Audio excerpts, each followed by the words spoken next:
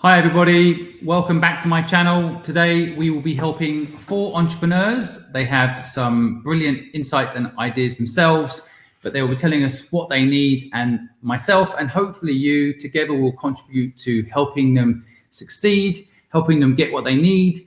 So today, as I mentioned, we have 4 entrepreneurs with very different stories. I think you will find it useful to even listen in. Sometimes with these sorts of broadcasts, people will ask questions that you as an entrepreneur didn't think to ask. So hopefully you'll also get something from the whole experience. We have today released yet another podcast. We interview the world's most successful entrepreneurs. They share their insights and knowledge. So I'm going to pop up on the screen that you can download the latest episode via thegoodluckpod.com. We interviewed Nick Jenkins, who was a dragon on Dragon's Den for season 13 and season 14. He built a company called moonpig.com, which he sold and did very well out of. He tells us how he did it, his whole experience, what he's learned as an entrepreneur. It's all there. If anybody listening today wants to get one-on-one help from myself or other entrepreneurs in my network, then you can sign up via the Purposeful Project and get support. So that's basically it. I am going to bring up our first guest today, Adam. Adam, hi. Can you hear me? It's always those first few seconds technical glitch. Adam, can you hear me? Yeah. Okay. Great. Adam, welcome. How are you? Yeah, I'm good, thank you. How are you doing? Yeah, good. Do you mind just kicking off by telling the folks listening a little bit about what you're doing and then how we can help you today? Sure. So late last year, I decided to create children's books, which are designed to prepare them for their future ahead. Because I watch a lot of motivational speakers and people like yourself. So I want to try and give children a head start to learn those skills. So that's the reason why I've just decided, to do picture books. Okay, and where are you at, and what do you need today? What support do you need from myself and my network listening?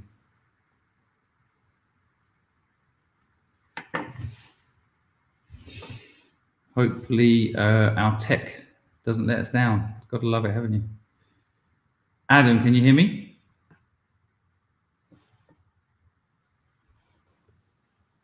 Adam, are you there?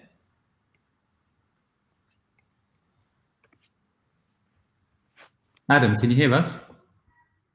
I think you're having problems with your Wi-Fi, my guess is. I feel like I need to fill in the blanks in between times.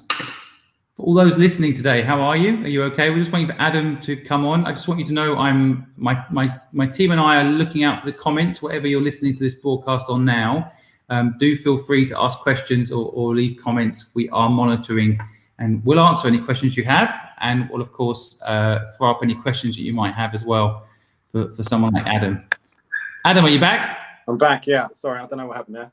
No problem. It's the Wi-Fi issues that we're probably all having these days. But no, so what do you need help with, Adam? What can we do to help you today? Mostly marketing. So I've got the books, created them. This is one of them. This is the first one. And now I just need to pick your brains to how I can get these out to the world. Because the main idea I've got is to do a monthly subscription. So someone will each month they'll get a new book sent through the post, and then I also have a channel where they could watch the book being read. Okay. And right now, how are you marketing it? Right now, it's just social media at the moment. So I have it on Etsy. I'm in the process of getting my own website where I want people to go to purchase the books and do the subscription. But yeah, it's just social media. Okay. And so right now, how many books are you selling? Are you selling a lot, or what's the present status? At the moment, I've only got the first book up for sale, which is this one. Yeah. That was from December. Okay. And then the others, I'm just about to put them online as well. Okay. So I've been involved in lots of businesses based on subscription models. Okay. And so there's a few things that jump in my mind, but I guess I'm just trying to ascertain before I tell you stuff what you already know, so I don't waste the time we have together. But I mean, the obvious one is social media influencers. And so what age group are you targeting? What age group is this product for? It's between 3 and 10. 3 and 10. Okay. So, for example, I invested in a business called Peas and Pod, and they're targeting between 3 and 7-year-old. And what they did, I think, very effectively when they launched is they identified all the social media influencers that had children around those ages, and then they sent them all the product for them to experience. And what instantly happened was those that loved it shared it. They didn't need money to do it. They just wanted to support someone doing something nice for that age group, right? So I think that's low-hanging fruit. I would literally send the book to all the social media influencers that you can who have kids in the age group you're talking about. That would be a no-brainer first step. But what do you think of that idea? Have you done it, or is it? What do you think? Yeah, no, I've done that. It's quite hard to get people's addresses to be sent over. Really, I just I got in touch with a few celebrities, and I did send it. I got over to one celebrity, but I just find it hard to connect to people, to get them to read the messages and things like that. Yeah, it's definitely. I don't want to sound like Gary Vee, suddenly, but like it's persistent. Yeah. How many people have you? I think definitely you just got to, or maybe get an intern or someone in to help you, because it is about persistence, right? You've got to, I think, slide into the DMs, as they say. Like you've got to just keep going at it. And I think quite often the addresses is one thing, but if you can send them some snippet, you said you read it out, right? That was an idea of what happened for the future, is to do it. Yeah, I think that is a lovely idea, and I think you could maybe do a little, short clip. Just hold your phone up and do a video, and then send it to the influencers and say, I know you've got children, 3, 4, 5, 6 years old, 7 years old. They might like this, and just try to bring voice and video to the equation, not just a text-based DM. Okay. Yeah, so a lot of people reach out to me in my DMs too, and sometimes if someone leaves a personal voice note, I can tell from their voice that they're not crazy, and two, it often allows me to have a personal connection to what they're doing, right? Yeah. So maybe activate the voice element within DM. Okay, cool. And then I think the second thing is maybe getting in with nanny groups, right? I mean, okay. So there's a lot on Facebook, on social media. There's a lot of groups that are what nannies can do with kids, and how to entertain your kids. There's just so many Facebook groups like that you again could go on there and kind of mention what you're doing and see if it's useful to that demographic to allow them to do their job better. Okay. What do you think? Yeah, that sounds like a good idea. Yeah, because I was also going to be approaching primary schools as well, to see if they would be interested in using these for like reception year, for educational purposes. Like, because I actually wrote one after I watched one of your videos with William Reeve. I wrote a kid's book about the importance of writing a list of goals down. But yeah, it doesn't sound, that sounds pretty boring for kids, but I've managed to make it, it's called The Magical List. So right. Just through the rhyming story, just shows them how to do that. Well, if William's listening, I'm sure he'll take that as a big compliment that you took his insight and made a book out of it. That's pretty cool. Yeah. Yeah. Well, you're onto something there as well. I think with working with schools, it's a little bit of a longer tail. It takes a bit of time.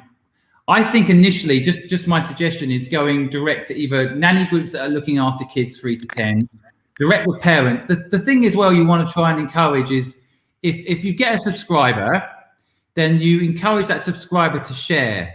And this is where I think another level of scale comes. There's an affiliate model. Have you heard of the affiliate model? Yeah. So I think affiliate partnerships can be really powerful. So the influencers want often two things. They want to give value to their audience of some description. So that could be a discount, for the simplest way of putting it. Not always. It could be that the people that sign up because of them get access to the video content, for example. Value add is what a lot of the influencers are looking for. And then, of course, some sort of affiliate deal that their listeners will get a better deal than anyone else, but maybe they'd also get something for helping you promote the book, right? Yeah. So yeah, I don't, maybe because we don't have a lot of time together now, but Google the affiliate model. Okay.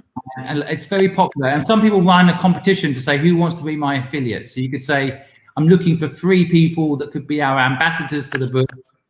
And how would you promote this book? And then sometimes those influencers will post back with their views and opinions and try to become a partner with you.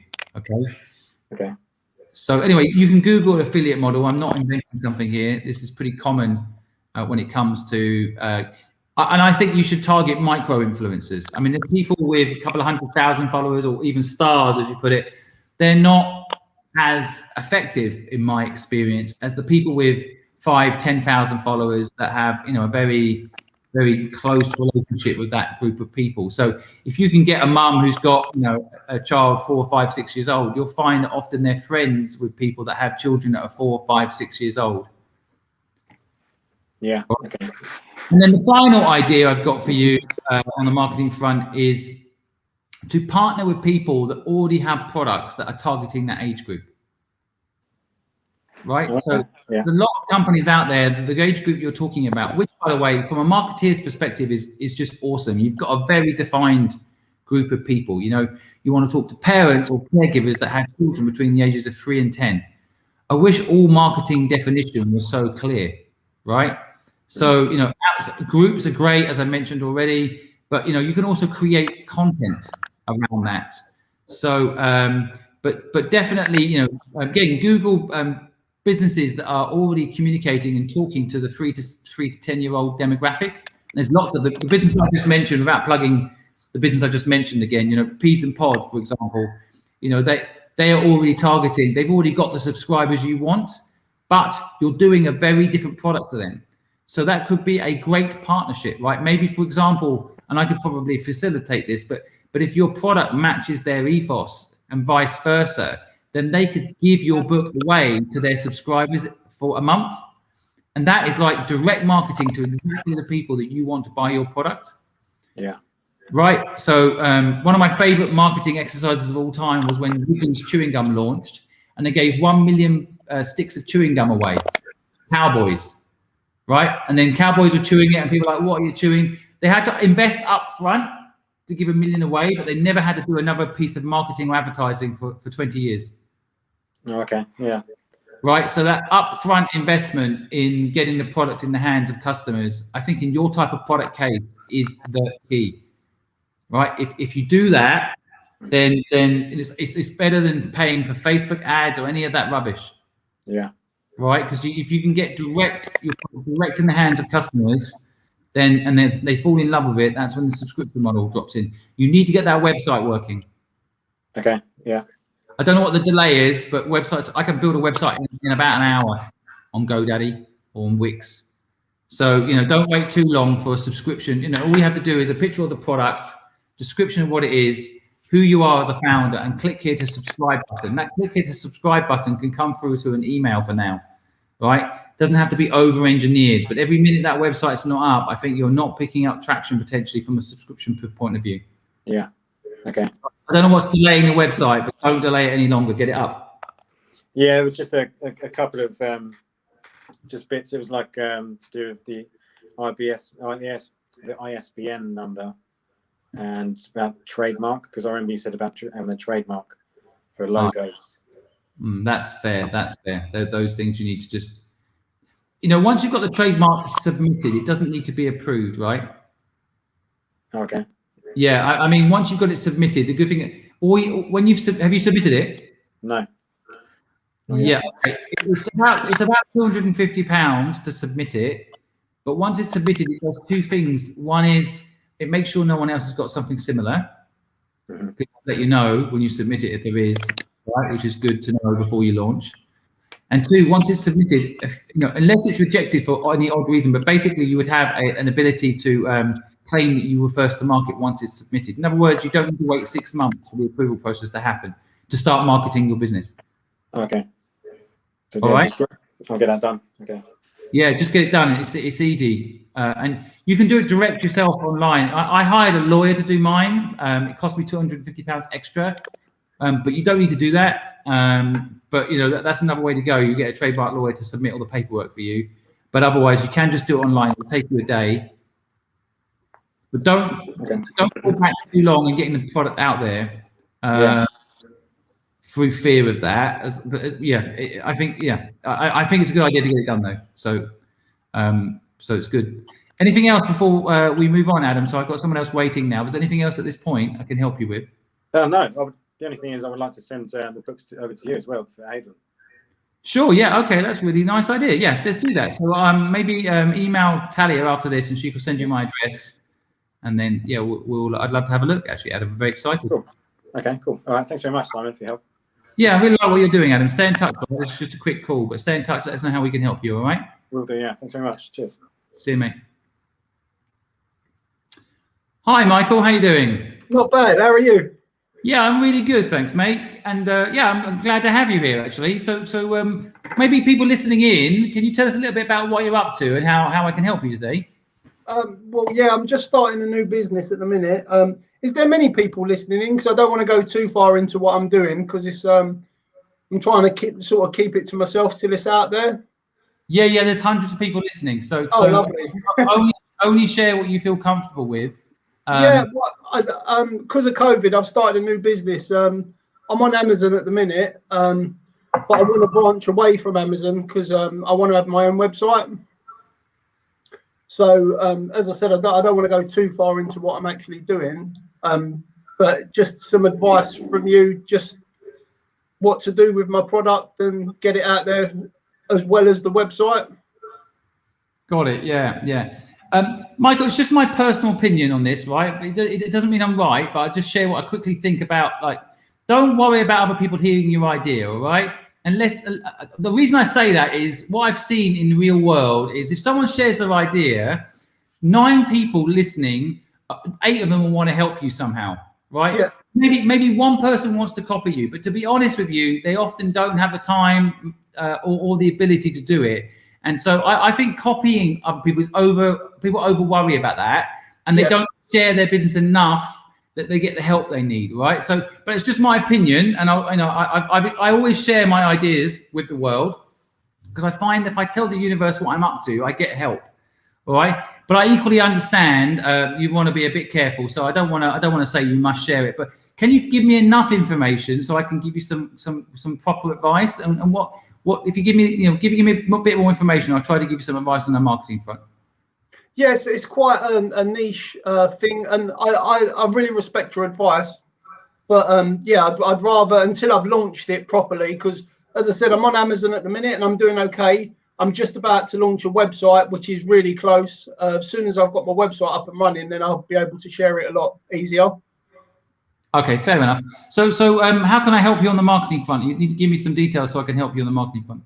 Yeah, I'd just like to know how to really get it out there, really, just to because the product, when someone's used it, they rave about it. It's just actually, because it's a specialist sort of product, I know this is difficult for you because you're just trying to figure out what it is, but once someone's got it in their hand, it works really well. So it's just about getting it over to the customers, really.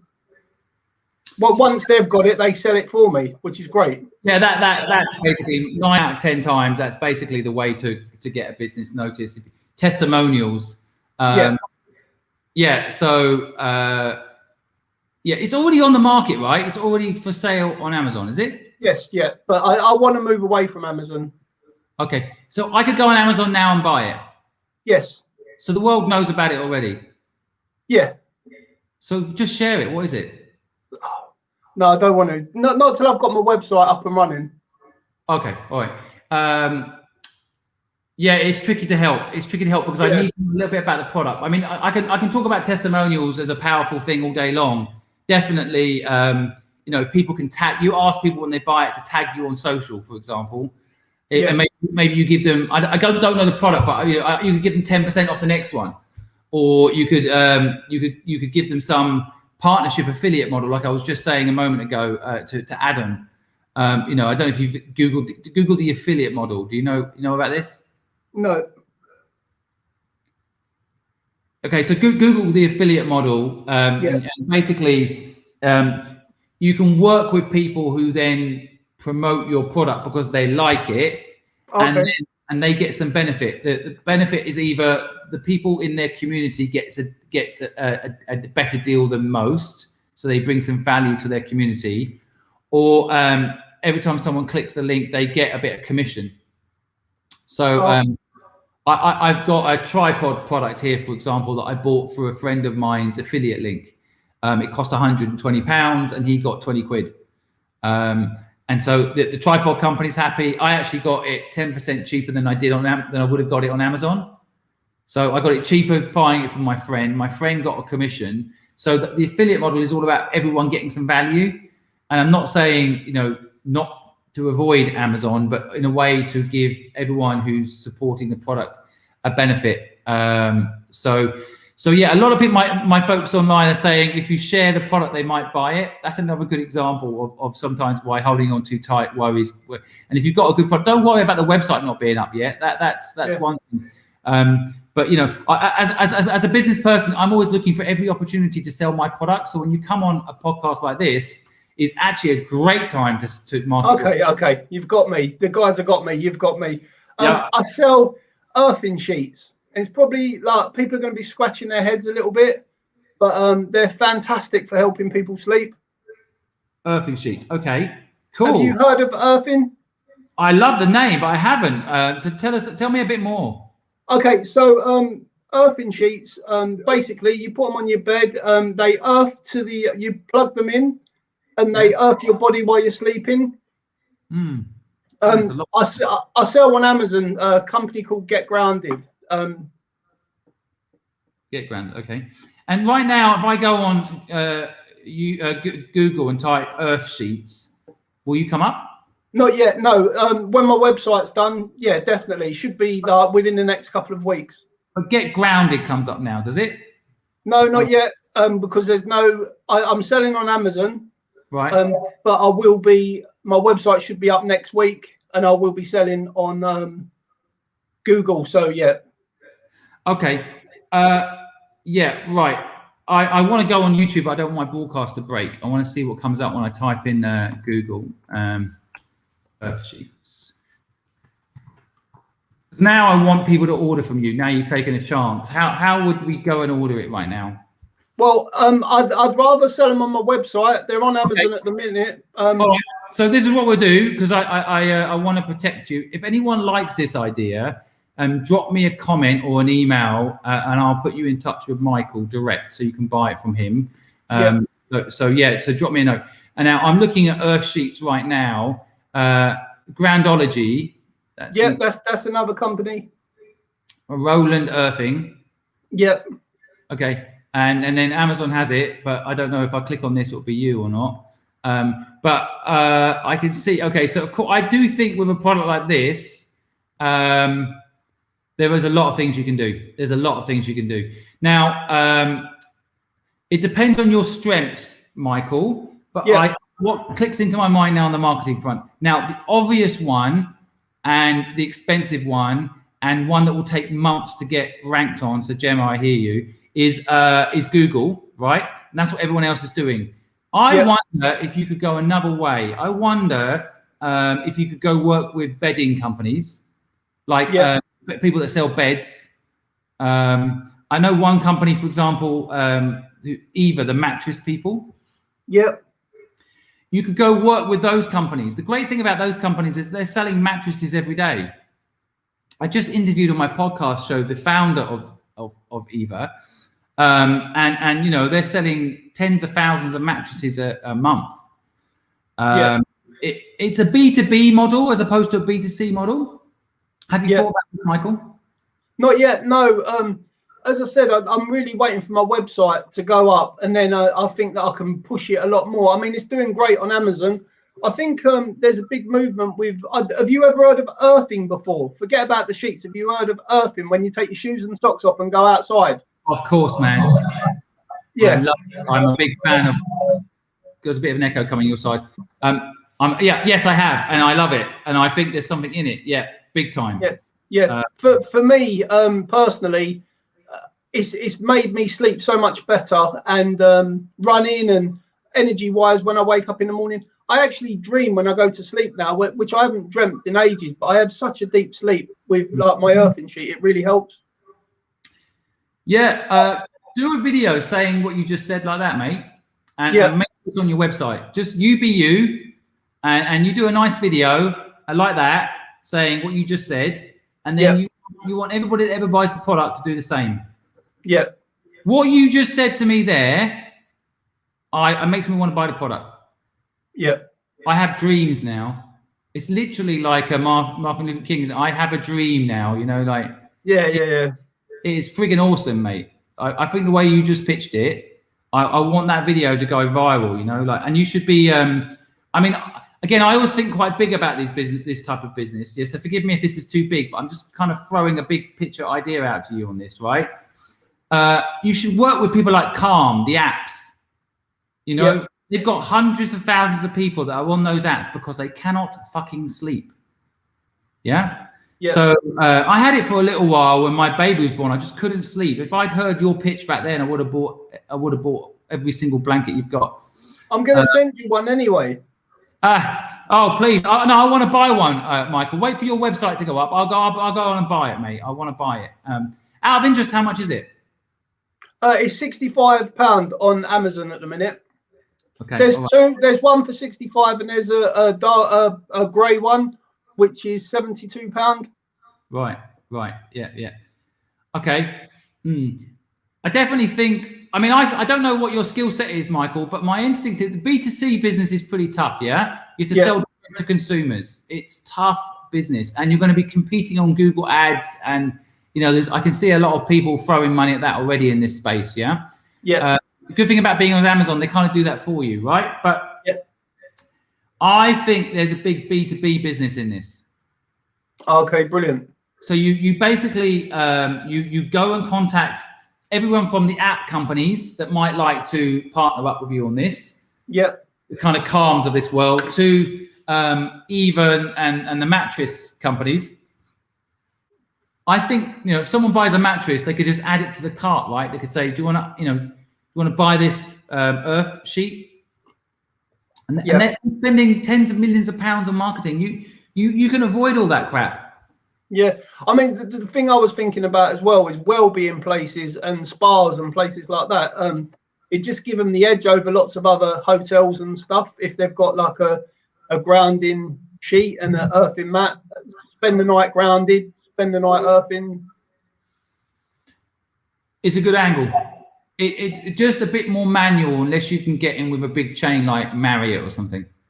You see, what I always think about in sales, when you asked me at the beginning about marketing and sales, my mindset is always a lot of effort at the beginning for big scale at the end. What you don't want to do is like one by one, you know, sell. So if you go to, you know, a little hotel or B&B, you know, knock on the door, sell it, convince them, you know, there's without that in my career, I've noticed it's easier to get £5 million out of someone than it is 65 quid. You see, you know what I mean? Those who can afford it will see the value. You could get one order, £5 million. Now, I don't know what your protection is on this product, and how how you're manufacturing, or whether you're a middleman for a manufacturer. I don't know what the deal is, but if you want to do it at scale, work with these companies. Now, again, what is your background, Michael? Are you what's your skill set? Well, I've always had my own businesses. I was delivering to cinemas. That was my own business for the last 10 years. Obviously, there's nothing going on with the cinemas at the moment, so that's what made me look into doing something else. But yeah, my skill set, probably finding products. That's where I am really. Are you kind of a sole trader set up? Yes, yeah. And marketing wise, do you know marketing, or is something you're learning? It's something I'm learning. I find it quite tough, to be honest, 'cause especially the way the world's moving at the minute is so quick. I probably need someone that knows the marketing to really take me to the place that I need to get to. Got it. Yeah, you're getting some. I just want to show you the benefit of you sharing what you're doing. My community is loving you right now, and they've got a lot of good points on here. I just want to throw some of these points up on the screen. Let me just show you. But the guys, girls, they can't go buying them all on Amazon. They've got to wait for the. No, yeah, I know. Don't worry. Well, you know, the most important thing is the community listening in's advice. So they're just saying, this is a very good point from Gemma, right? You can also own hashtags. Yeah. So just on the screen I've thrown up, but if you, and this is a really good idea, Gemma, thank you. You might want to go and look at hashtags like sleep, meditation, and see, you'll hear people like, I can't sleep tonight, you know, and then there'll be a hashtag sleep. And then you're going to see hundreds of people that can't sleep tonight under that hashtag. And then you can get, you know, an intern or someone to help you maybe, but, you know, get someone to then ping those people. Hey, you know, my website's live and this will help you sleep. It's called, you know, Earth Sheets. Yep. Right. And so I think that hashtag idea is brilliant. And I wish I'd thought of it, Gemma. It's a really good tip.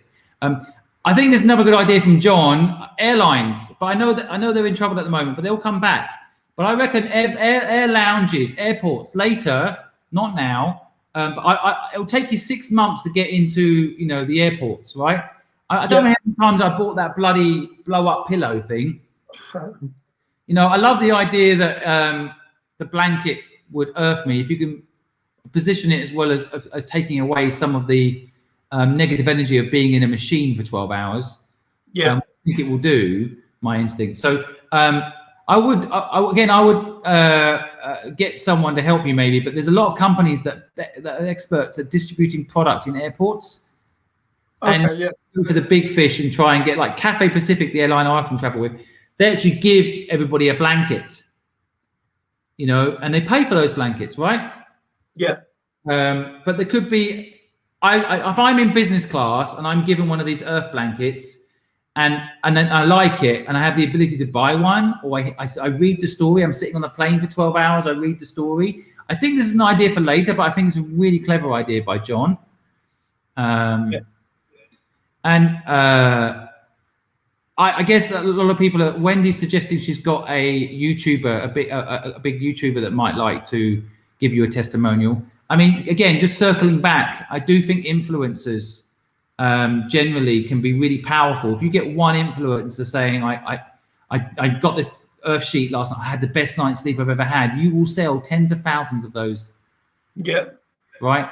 So maybe before the website's launch, you know, you get a load of product, you identify influencers, and you send them it as a gift with a little note saying, gift, if you like it, if you get a good night's sleep tonight because of this, and you know, let me know. And I promise you, they won't be able to help themselves, but do a YouTube video about it. Yeah, no, that's a great idea. Thank you. Yeah, again, when Wendy had it first, I would have had it, Wendy, I'm sure. But that's a great idea. Yeah, about that. How long till your website's done? Oh, it should be next week. Yeah, it's not long at all. It's really close. It's done. It's just the finishing bits. I mean, I'd like to send it to you so you could have a look at it if you wouldn't mind. Of course, man. Absolutely. I tell you, you've already got one customer waiting in the wings now. Jovi just said, my dad's an insomnia. I have to have it. I think there are a lot of groups, by the way, on Facebook, on LinkedIn. I've seen it too. Insomnia groups, right? So people where they chat amongst them. You want to get in those groups and offer this up to try and help them. Yeah, definitely. So get into groups, right? But I would have a little think, Michael, about whether or not you want to be a B2B or B2C business. I can see huge volume in B2B, and you don't have to do any of the sales and marketing. Yeah, but, I mean, if there's anyone on here that wants to get in touch with me to do with the marketing, it would be great as well, because that's not really my thing. So, all right.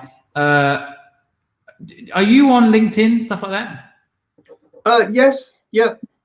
Okay, so people can reach you on LinkedIn if they're interested in partnering with you, right? Yeah. Yeah. Yeah. Okay. You might also want to just do a post, say, great business, I'm expanding it. I'm looking for a B2B or B2C marketing person. Just throw it out there to the universe, right? Yeah. I think if you had someone, if I was 15 years younger, I would love this opportunity. I love the idea of helping people who can't sleep. I think it's quite important, actually. I think mental health for those that can't sleep is quite traumatic. I had a short period in my life where I couldn't sleep well when my son was born. And it did something to my brain that is not good. You know, I just felt a little bit depressed, frankly. Yeah. So if you've got a product that can help people sleep, I think it's really exciting. And I think if you position it right, do you make the product? No. So you've got a partner producer. A supplier, yeah. Okay. Yeah. Yeah. I mean, again, if I was getting involved in this business, I'd be saying to you, we need to lock that down carefully, because I think you could do big volume in this product with the right marketing. And what you don't want to do is build up a big business only for the product side to be taken from you. Yeah. Yeah, of course. So just something to think about. I know in business modeling, it's not always just about getting orders and sales. It's also about making sure that your supply chain is protected. Yeah. Right, especially on price sensitive stuff, because if you're selling at 72 and someone finds out they can get it for 50, they will buy it at 50 from someone else. Yeah, of course. Yeah. If you're marketing, you can actually, you can promote Earth Sheets, make it popular, and then someone will buy it 20 quid cheaper elsewhere, right? Yeah. So I don't know your supplier relationship, but I would try and get them to at least give you UK exclusive. Yeah. Can you get that? I can try, yeah, I can have a chat with them. I would position it that you're going to invest in it, you're going to push it really hard, you love the product, but you need an exclusive. And I would actually go one step further. I don't know the company you're talking to, but often they have got money. Their biggest problem is they don't have partners to do. I would even say to them, look, and I want some money off you to market it. Oh, okay. Make them see you as a business, not as just Michael, yeah? Yeah. What will the website address be when it's up? People are asking. It's Get Grounded. www.getgrounded. Yeah. Get Grounded. Like it. It's really good. It's really good. I've got it all trademarked as well, so it's all done really well. Yeah, it's a really good one, Michael. I think I like the name too a lot. I think you can do all sorts of merchandise around that, not just blankets as well.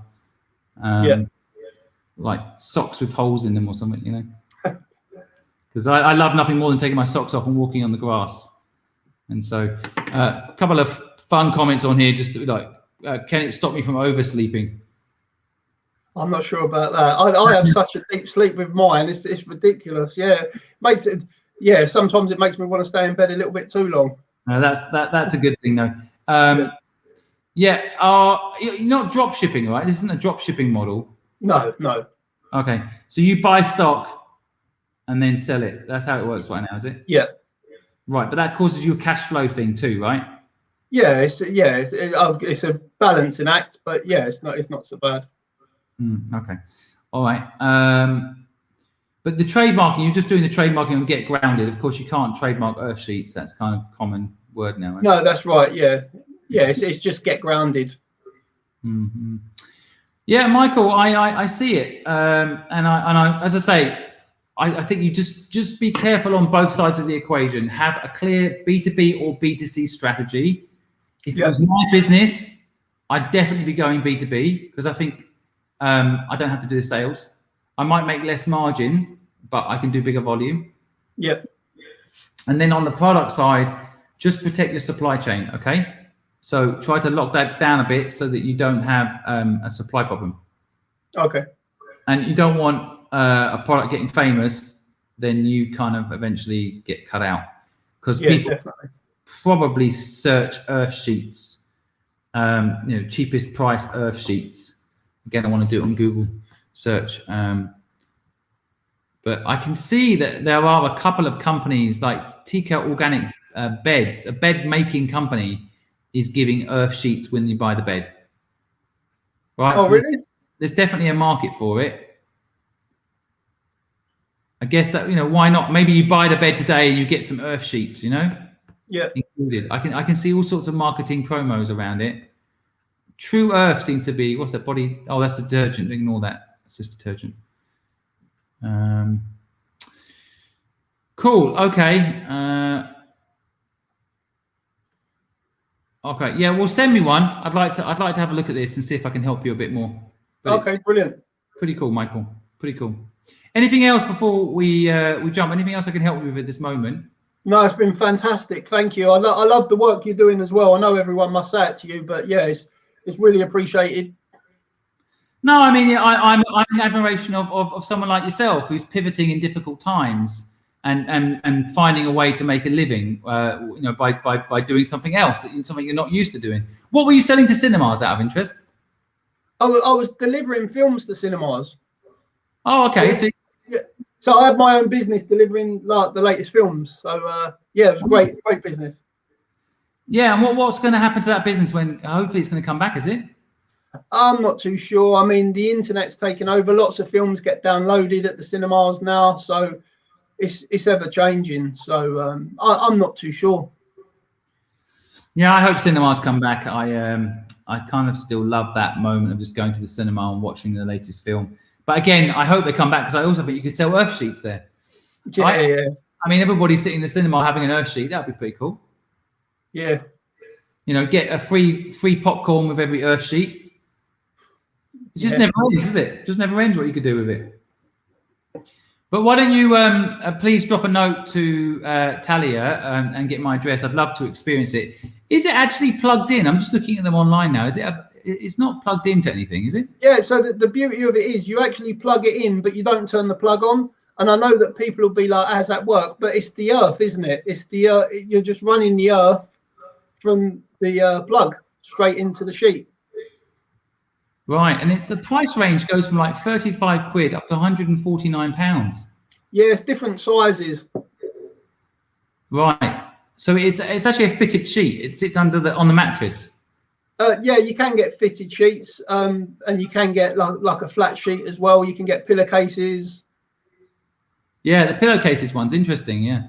So is this scientifically kind of proven? Is there the whole 9 out of 10 doctors tell you to have an earth sheet sort of concept? There's lots of studies showing that they do actually work. I mean, you'd have to look up the earthing and all the background to it, but yeah, they're brilliant. I mean, you can test them with a multimeter to check that they're actually working.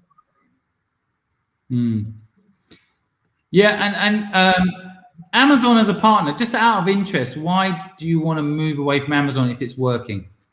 It's just I find it hard with Amazon. You're playing in their playground, and it's a massive playground. I get that, and there's lots of people saying how easy it is with Amazon. I don't find it too easy. I think playing in their playground's quite tough, to be honest. You know, they just take over. You know. Right. Well, if it does well, they just sell it themselves, right? They could do, yeah. So that's the other thing. I mean, I don't know. It doesn't really say on Amazon who the supplier is. I can't see. I don't see how it works, but yeah. Anyway, I'm not a fan personally of Amazon, so I don't want to get sued by Amazon. They might be listening in, but I think you going direct is a very smart move. Do you have any instinct on a B2B versus B2C model? Or not yet. No, not yet. I mean, it's still really early days for me with this product, so. Just figuring it out and finding some people like yourself and other people that can help me along the way.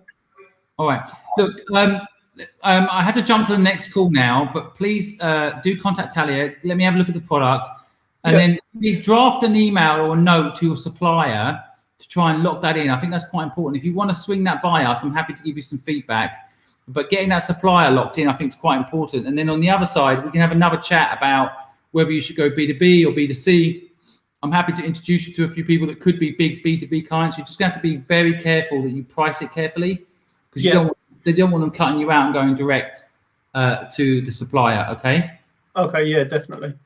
All right, mate. I wish you luck. Thank Well done for pivoting, and thank you so much for your kind words as well. It actually means a lot, Michael. Thank you. Take care. Thanks, guys. Take care. Bye. See you. Bye.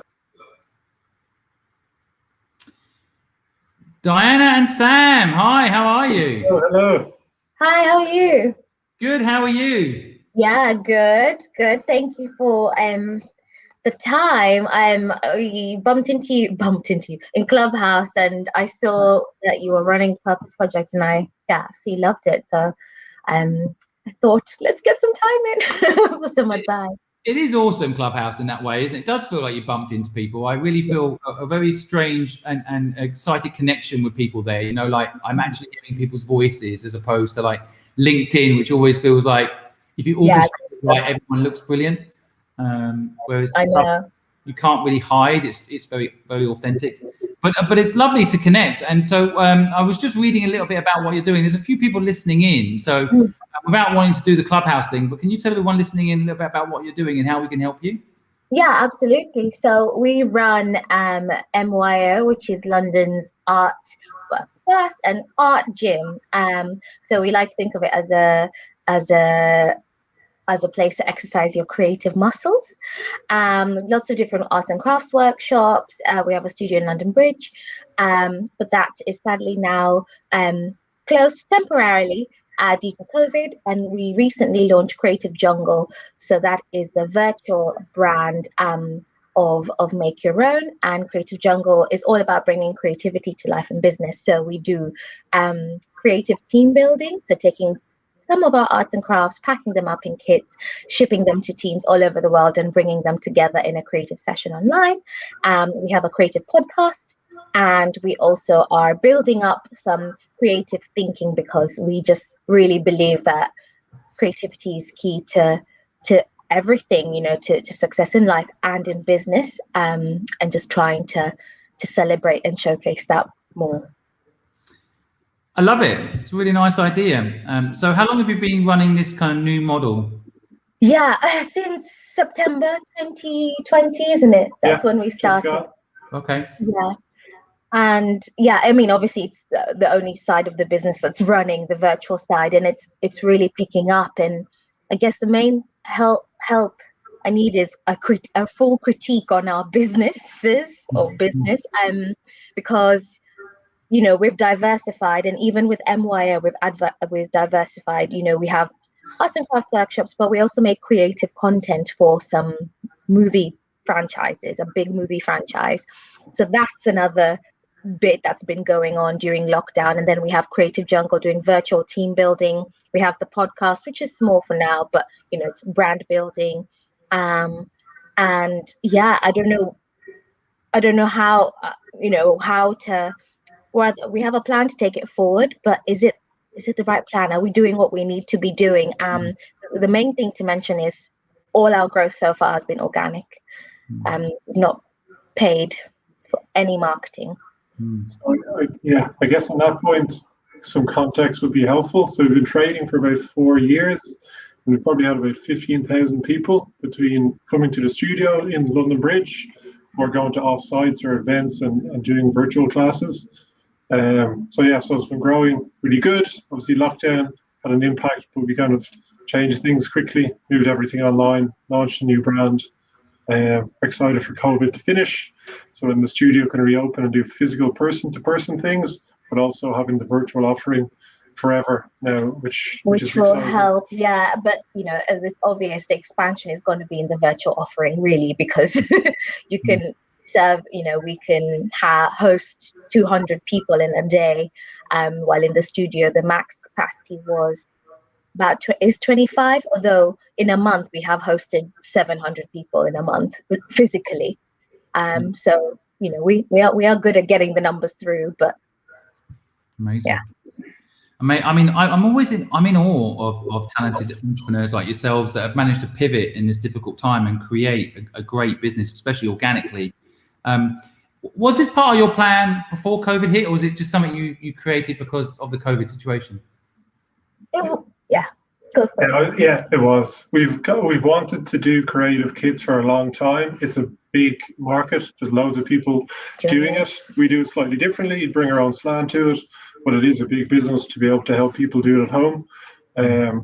But yeah, we just hadn't the time to do it before, so we kind of got the opportunity with lockdown to launch it. Yeah.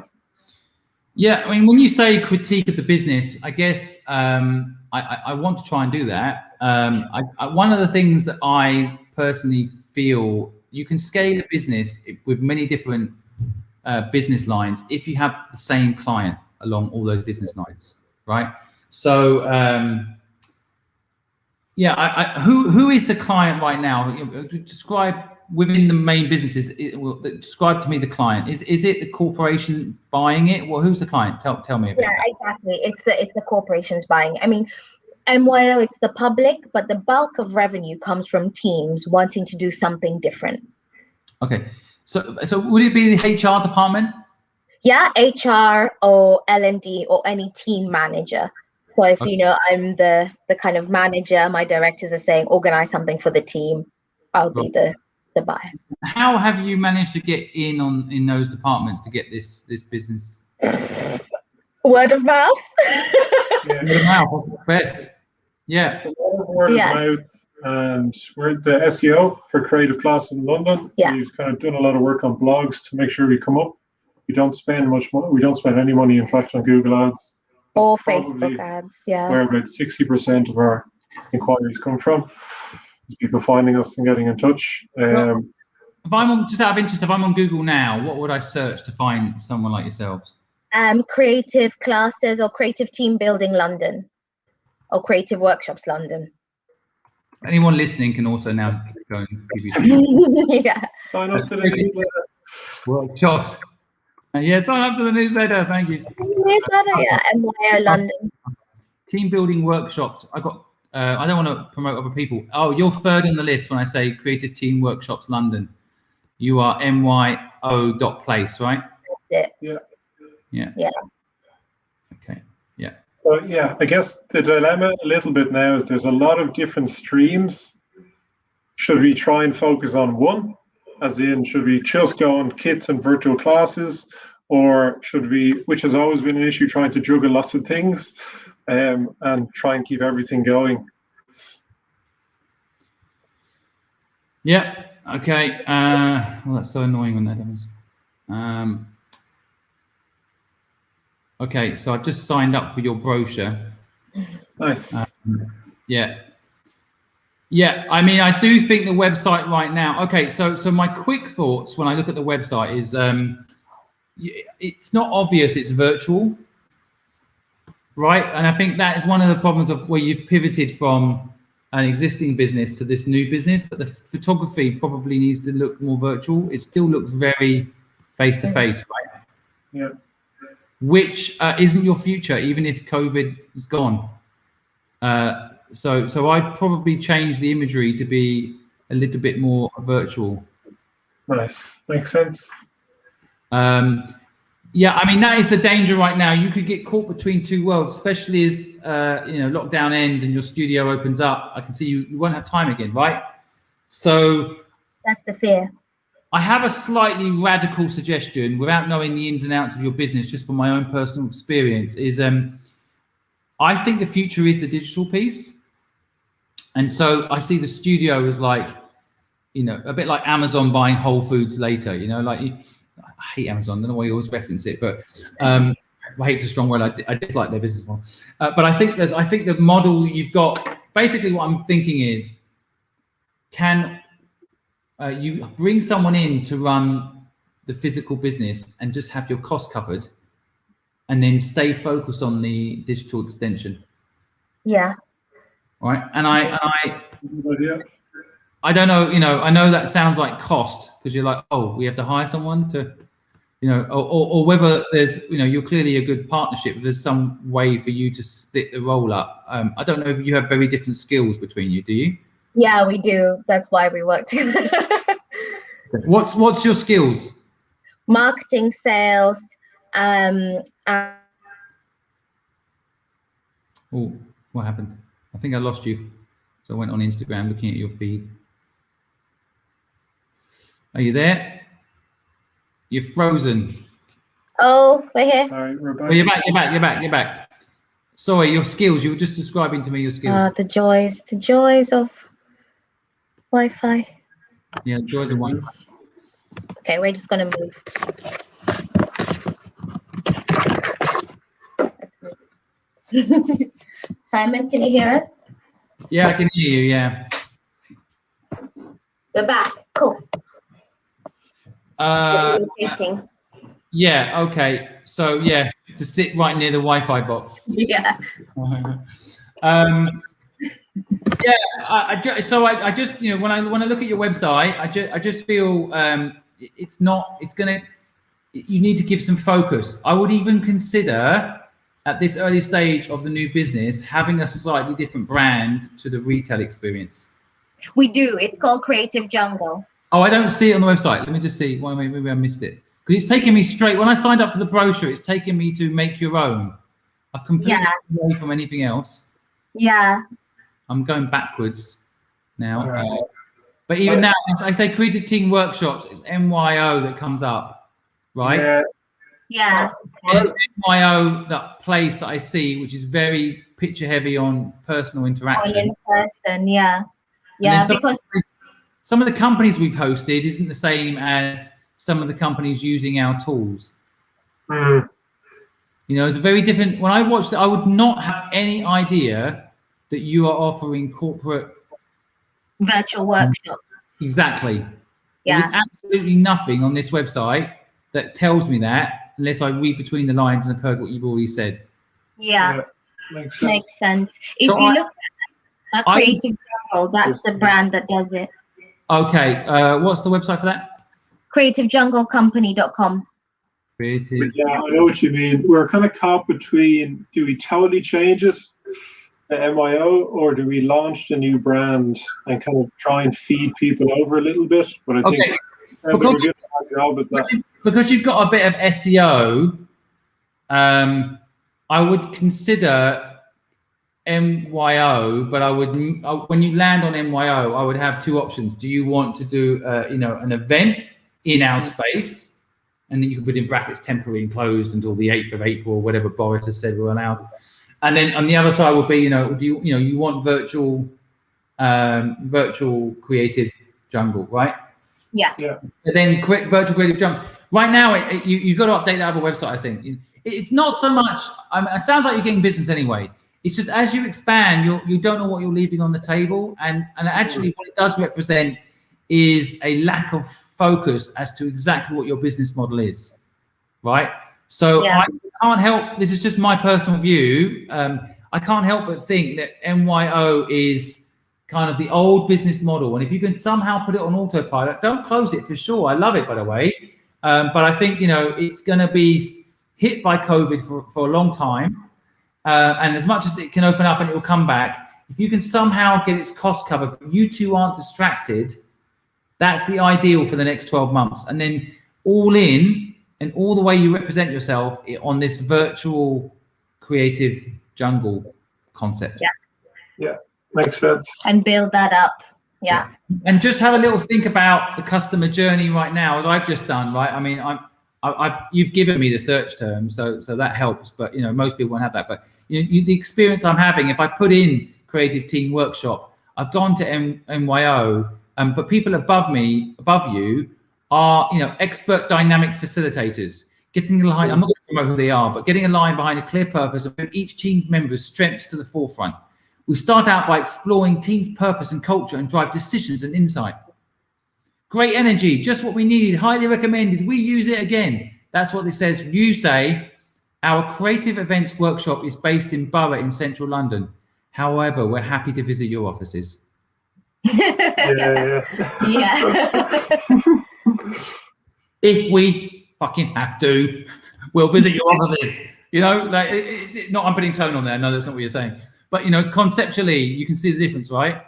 I can. So you have to step up your game. You can change those meta tags today on your website. What's that website built on?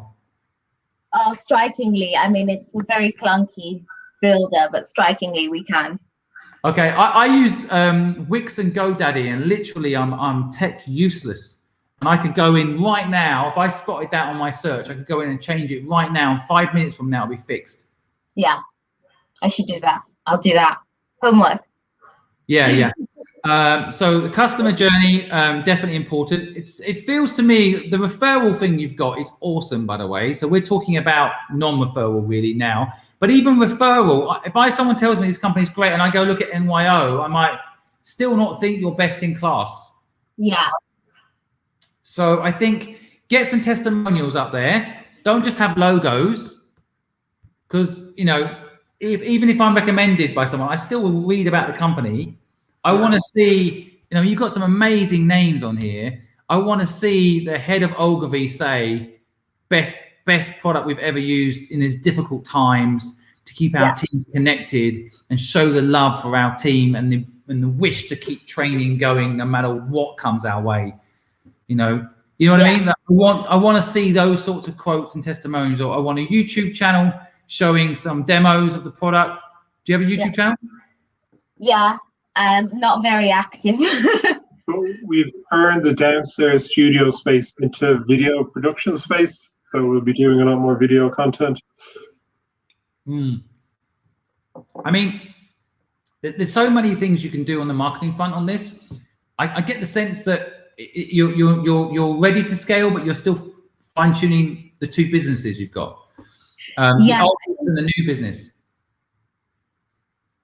Not only focusing on the new business, is that what you just said? Yes, kind of, yeah. Yeah, it's true.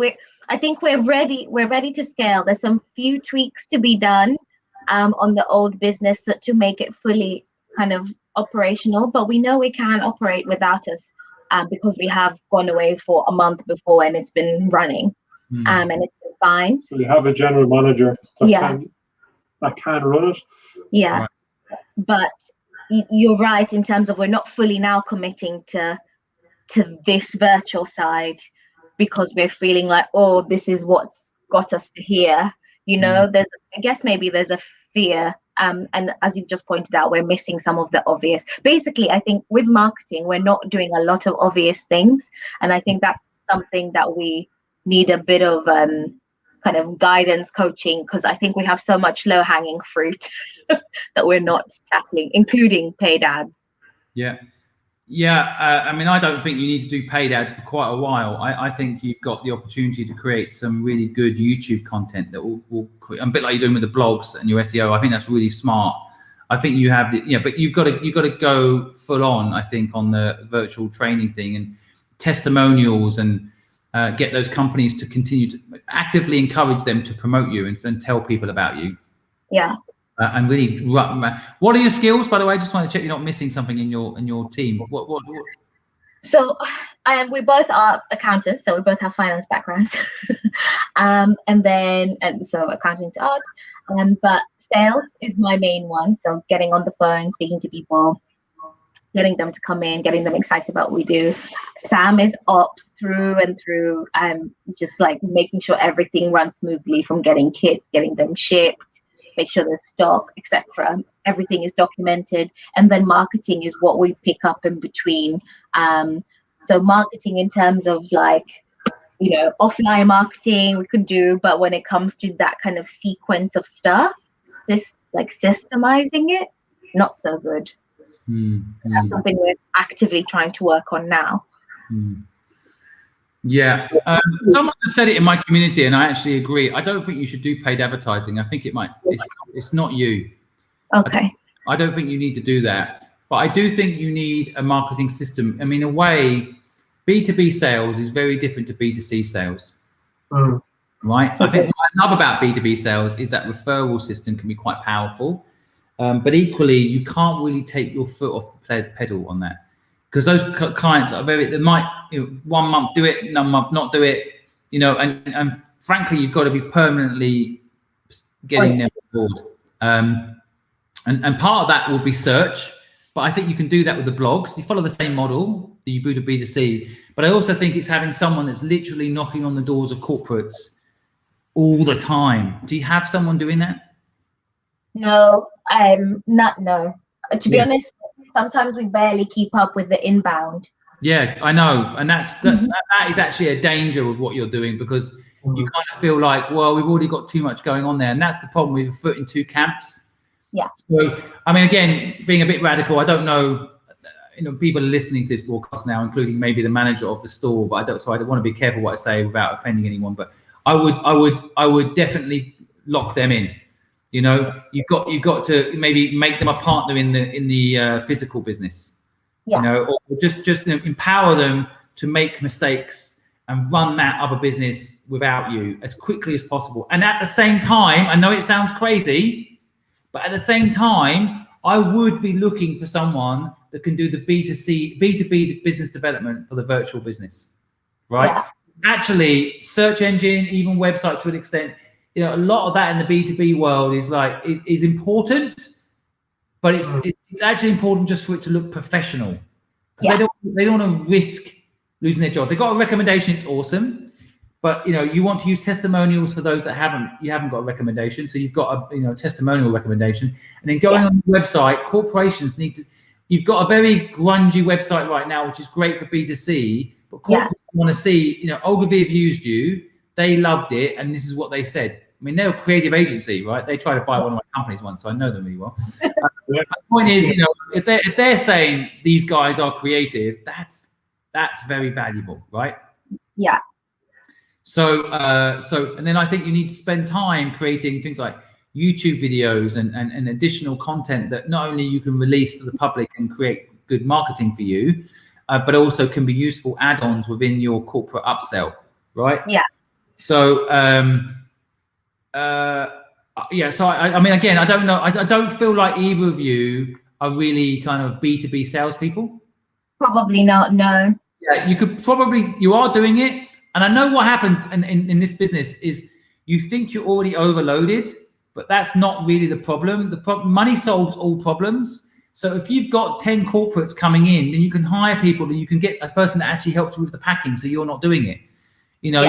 These things that you can set up the systems for, you can then actually bring people in to run the system. Whereas what happens if you're not careful is you'll set up the system and then you're running the system yourself. Yeah. And then it becomes hiring, right? So I'm just reading comments from people that might have ideas I didn't think of. So let me just check I've not missed anything. Gemma's asking. She's been a great contributor tonight, Gemma. Thank you so much. Gemma's asking, and this is actually an important point, I think. Sometimes when we're talking about business model, and you ask me for a review of the business, I look at the business. But I do think it's worth just reflecting for a second, and I think this is what Gemma's saying, is what do you personally both want? Yeah.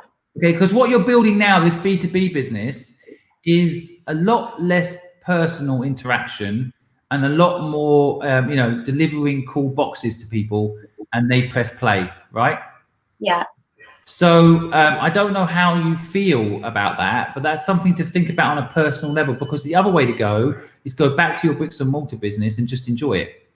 Yeah. And sell the B2B business, for example.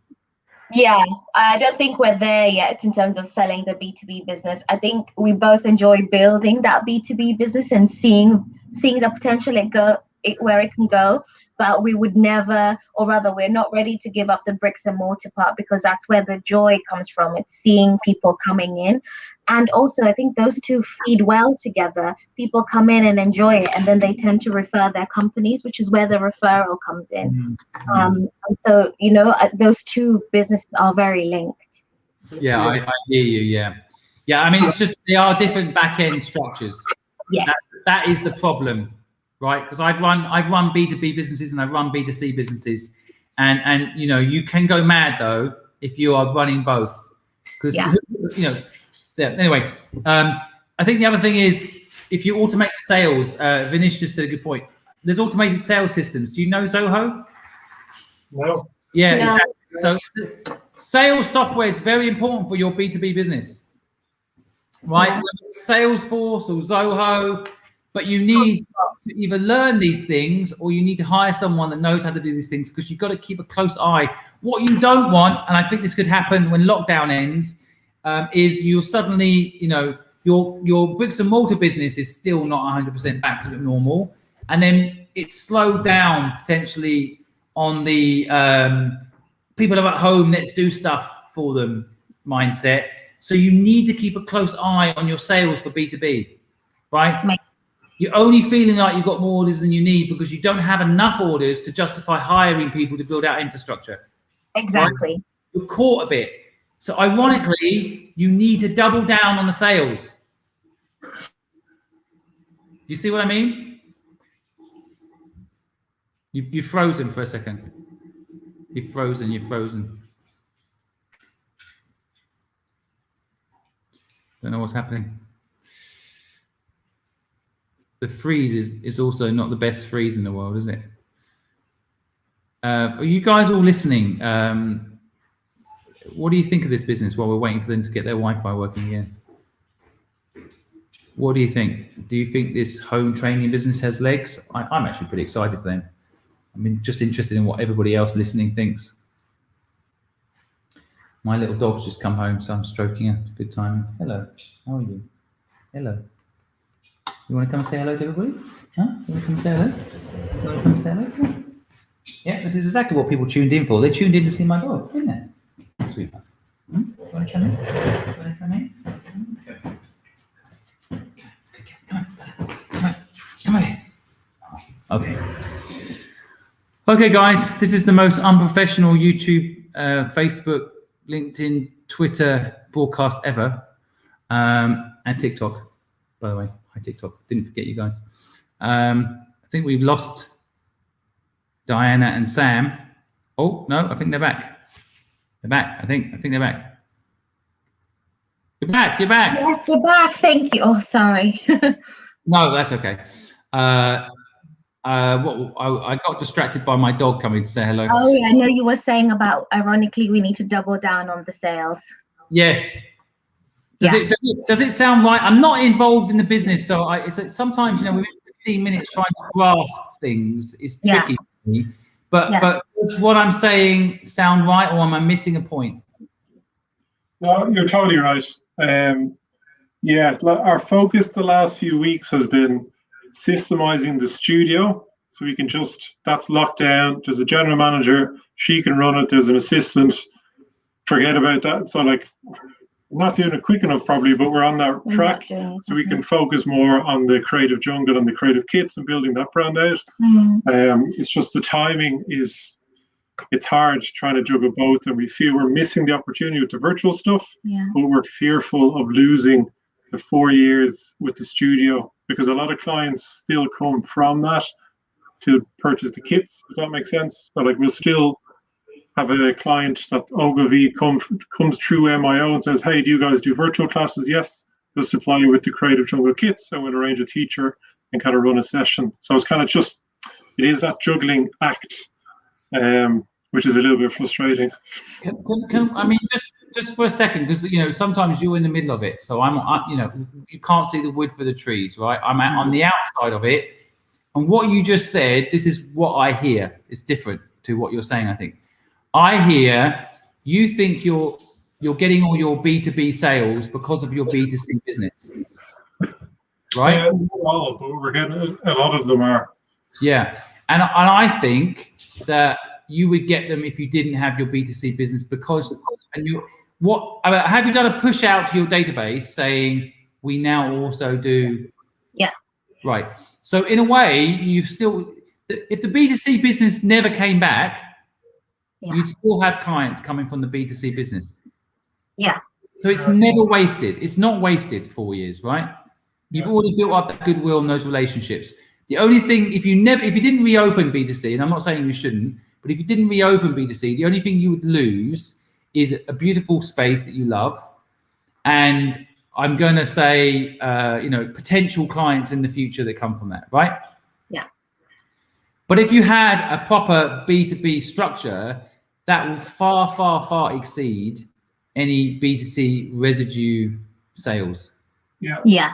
Makes sense. Right. So, yeah, I mean, don't get me wrong. I don't know the economics, so I don't know if you actually make money out of your B2C, and if it can make a comeback, or whether it's dragging you back. Don't know with furlough and all that. Yeah. But we do make money. We definitely make money out of our B2C business, but I guess to what you're saying in terms of the amount of energy and effort, it's more time consuming, right? Because it's a lot more like small transactions, like and a lot of physical managing of a space. Well, we do the video content that we mentioned. Like there's a really big client that we help produce crafty how-to content that they share with their followers, which is paying a lot of the bills at the moment, luckily. So that's kind of given the cash flow to allow us more time to focus on Creative Jungle and building up that side of things. Yeah. But yeah, we're still kind of like around version 3 of the kits. We like launched them before they're ready.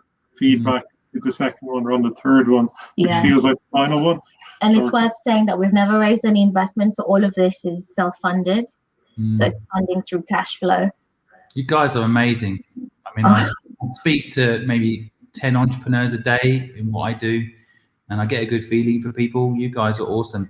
Just be careful you don't get stuck in the weeds, that's all. I think that's exactly what we're feeling like is happening.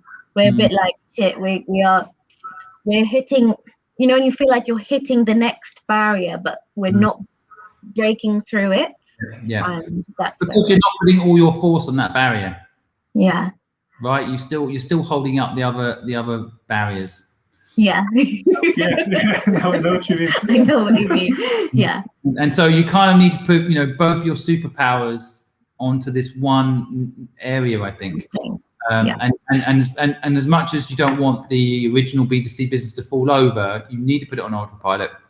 But I would seriously consider either, you know, a crash course on sales software and get all those contacts in. You could do that anyway. That would actually be, I would see that more as a, you know, a SAM type role where it's infrastructure. So getting a sales software and then putting all the potential leads in there, you know, and yes, continuing to push out. But you know, you need to keep an eye on that. I'm just scared when lockdown ends that B2B is gonna drop off and the B2C is not gonna be up enough. Yeah.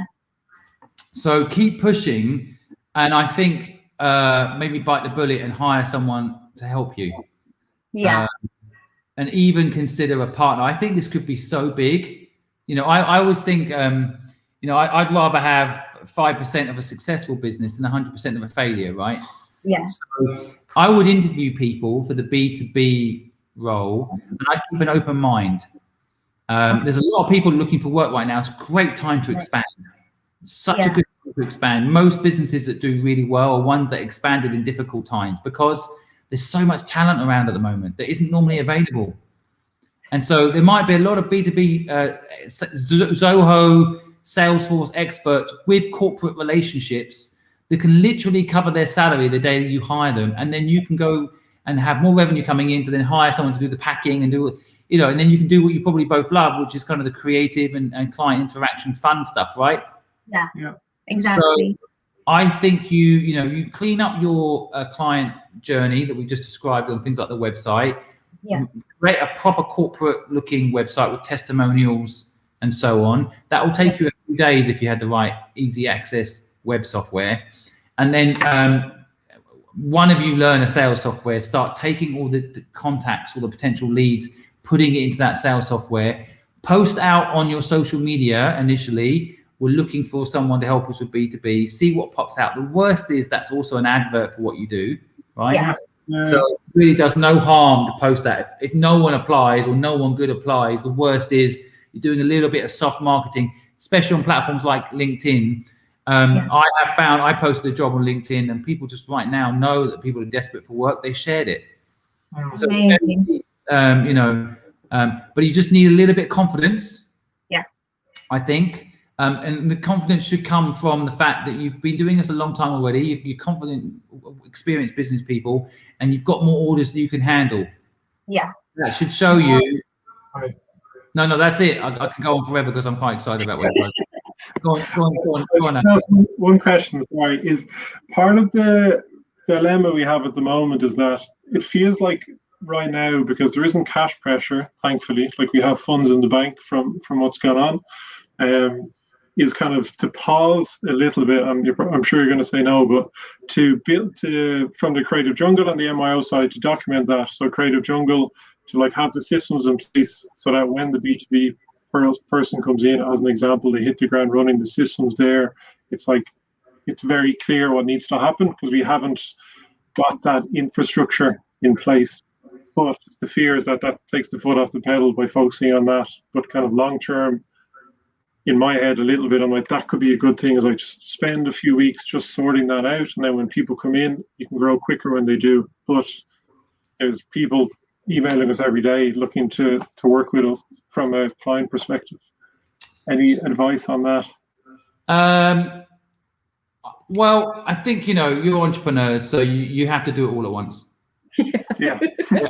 Basically, I would allocate Monday to getting my sales software working, Tuesday to doing interviews, Wednesday to getting the B2C business all up and running and smooth, Thursdays to go on a nice long walk, and Fridays check your numbers and make sure you got your account sorted out. Yeah. Right, just set yourself primary goals for each of these days, and if you do that for 4 weeks, you'll tick all those boxes we just talked about, and you'll hopefully. It takes a long time to find a good. Let's call them salesperson. Sales is not a dirty word. Let's call them a good salesperson with the right moral code, who's fun to work with, that aligns with your brand values. That's going to take a bit of time, and I think you should be patient about that. But that doesn't mean to say don't take a risk. I would probably still, but yes, that's going to take a bit of time. In the meantime, you really have no choice but to do it yourself as well, Sam, because you can't take your foot off the pedal. And I would build out a bit of a system and software like Zoho will help you do this, where your existing clients, you don't forget to ping them, especially if you're busy. You're like, we've got more orders we can handle. The last thing we need to do is send out an email saying, do you want our services? No, we're too busy. But what corporates have a lag. So if you send out an email now, it'll be 4 weeks from now, they make an order. Yeah. Right. And so 4 weeks from now, when lockdown ends, they'll be so busy reorganizing their workflows, they won't make an order from you.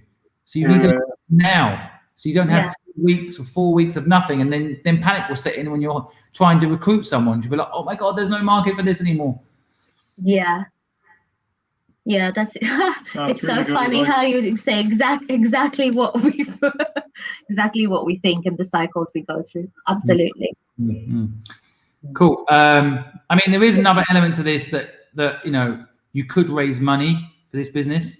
I'm an investor myself, so I can say this. That's not always a good idea because one more person with a voice and an opinion, and but I do think the B2B business is very investable.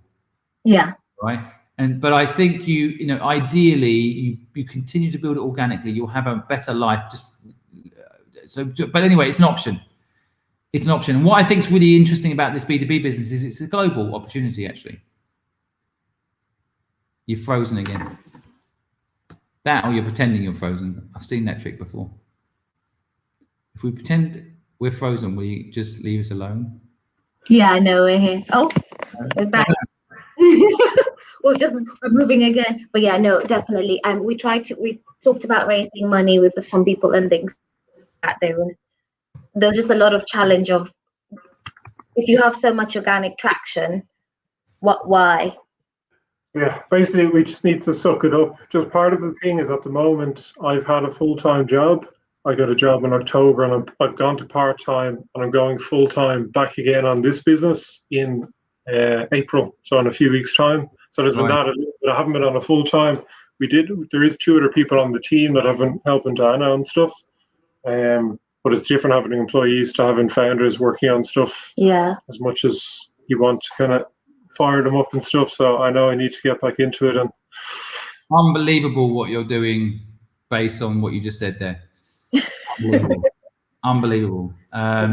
So yeah, that's another reason why you can't push through that barrier. You need to be a team, and you probably need to just go for it. Burn the boats, right? Yeah.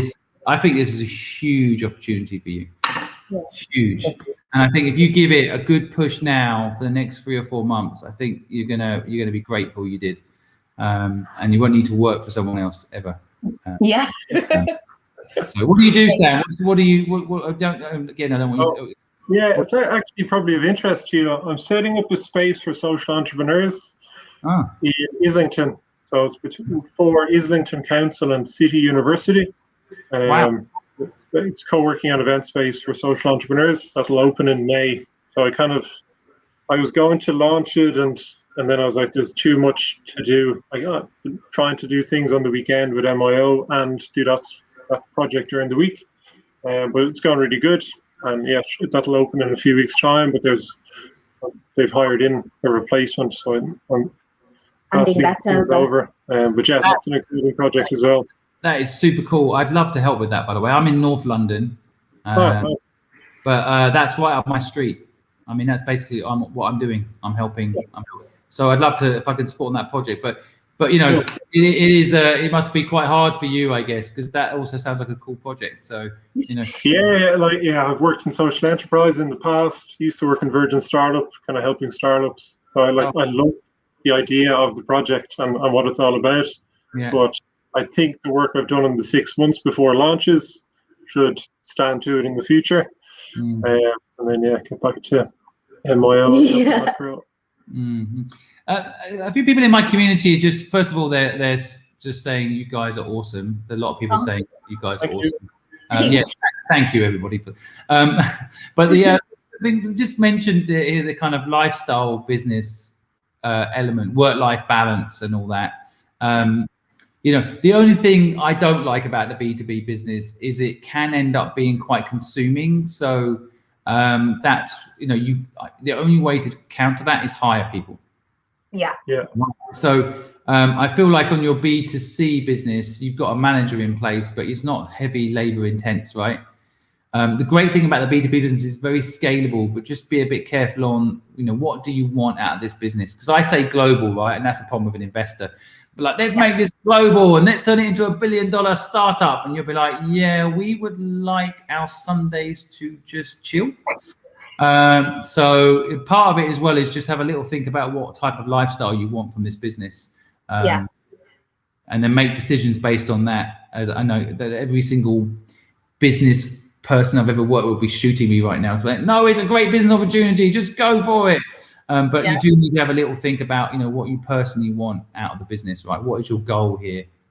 Like it is to sell it in 5 or 6 years' time. Is the plan, and there's so many routes you can go down. Even with the studio, that can be franchised in the future. There could be studios all over the place. People have been asking whether we franchise already, so that's a B2B business as well.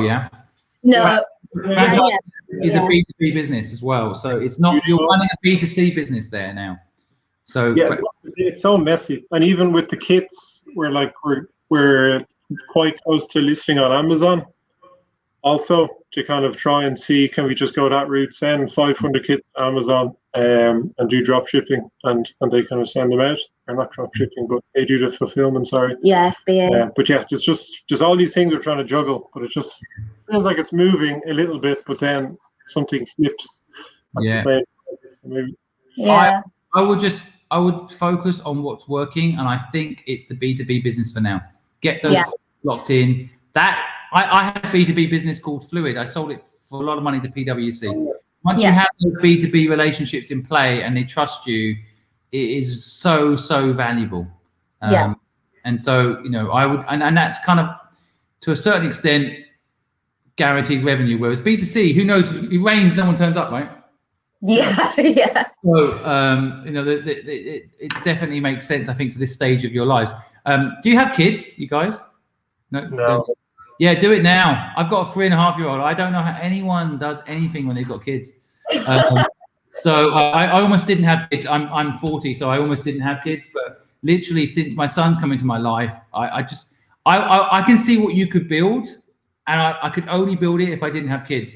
I think it's a real race. But if you race, I don't think it's 4 years. I think it's 2. You're going to have people knocking on your door to buy this because it's really on topic. I think a lot of people, you know, mental health ties into this. I think, you know, the isolationism, the creative need to get out of that kind of structure that corporations end up sometimes having to create for people.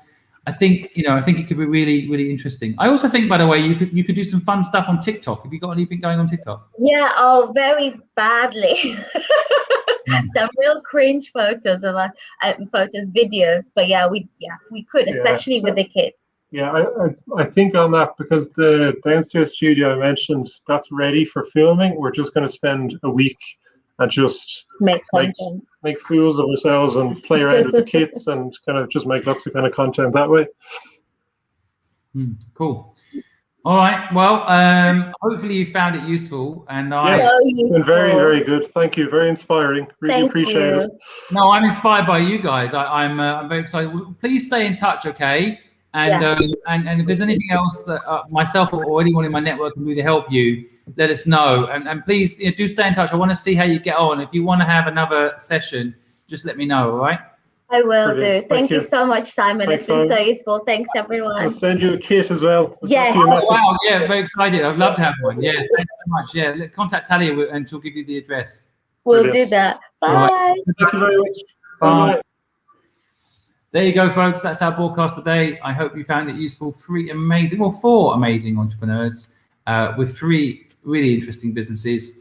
I hope you found today's broadcast interesting. If you have a business and you want some help, then please register at thepurposefulproject.com. And it's 10 p.m. here in London, and I am now signing off. I'm going to pop over to Discord, where we have a few entrepreneurs waiting for some help.